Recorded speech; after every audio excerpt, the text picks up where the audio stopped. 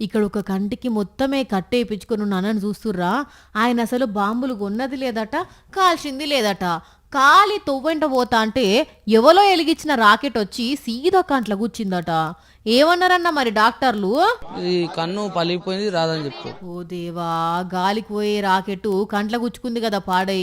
కొందరు అయితే కండ్లు మూసుకుపోయి కన్నంతా ఉబ్బి వచ్చిండ్రు ఆసుపత్రికి పాపం. ఇంకొందరికి చేతులు గాలినాయని, చర్మం గాలిందని దవాఖానలో షెరికైన వాళ్ళు ఉన్నారు. పేల్చిన వాళ్ళ కంటే అలా పక్కనున్న వాళ్ళకే ఎక్కువ మందికి దెబ్బలు లాకి వచ్చిరట దవాఖానకు. అందులో చాలా మటుకు పిలగాన్లే ఉన్నారట. ఒక్క సరోజినీదేవి ఆసుపత్రికే 47 మంది వచ్చిర్రంటే చూడండిగా 2 రాష్ట్రాల్లో ఎన్ని దవాఖాన్లు ఉన్నాయి, ఎంతమంది బాధితులు పోయి ఉంటారో. మరిగా ఎవ్వలకు సీరియస్ కాకుండా జప్పునే తక్కువ కావాలని కోరుకుందాం. పబ్లిక్ ఏ వేడుకైనా ఆనందంలో మునిగిపోయి ఆగమయ్యే కాడికి తెచ్చుకోకుండా జాగ్రత్తగా జరుపుకోండి జరా.